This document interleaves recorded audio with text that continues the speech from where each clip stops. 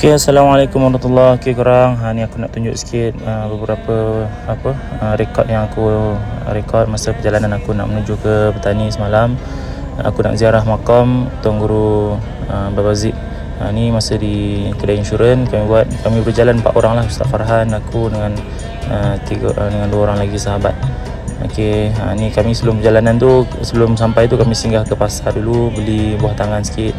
Sambil beli kudak-kudak dekat pasar ni, tengok macam-macam dijual, menarik dan murah-murah semua ni. Satu RM1 kalau tak silap ni, RM1 duit Malaysia lah. Ni Ustaz Farhan beli limau, dan kawan-kawan aku yang lain belilah buah-buah apa yang diorang nak beli kan. Aku masa ni tak tukar duit lagi. Ni dengan penyapu-penyapu diorang jual, seronok, menarik lah kawasan ni. Lepas tu kat sini, ni perjalanan masa kita nak menuju ke pondok lah. Ni sajalah tunjuk yang memang tulisan pun Thailand kan, memang kat Thailand lah ni, kat Petani. Ni dah sampai dah dekat pondok, makam Tok Guru sebelah je dengan pondok. Ni kami bertemu dengan beberapa orang pelajar, salam-salaman. Makam Tok Guru sebelah belakang, sebelah kiri ni. Ni sebelum tu kami nak ambil air sembahyang dulu lah. Lepas ni kami pergi ambil sembahyang. Ni makam Tok Guru yang ada depan kursi tu. Kami ambil air wuduk di kolah surau.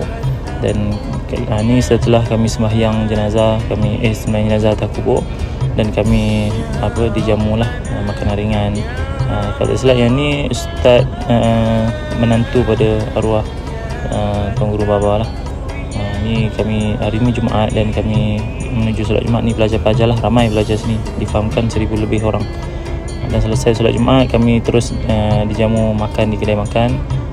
Dan Alhamdulillah kami dibelanja lah. Alhamdulillah rezeki, moga rezeki tuan kedai. Tadi tu Ustaz Gani Ustaz Gani duduk di Batu Lima Sek, bertemu di sana, Alhamdulillah. Dan ni perjalanan kami balik, kami singgah beli oleh-oleh sikit untuk orang rumah, untuk ahli rumah. Kami beli macam-macam lah. So ni singgah lagi, sebelum masuk border singgah lagi kedai runcit, macam-macam kami beli jajan.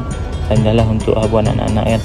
Lepas tu ni dah sampai border, kita uruskan keluar apa semua. Lepas tu kita keluar lah. Alhamdulillah. Lepas tu masa singgah sebelum sampai rumah, kita singgah Tasik Beris. Ni Tasik Bedu, kita tengok betapa surutnya air kalau tengok tu.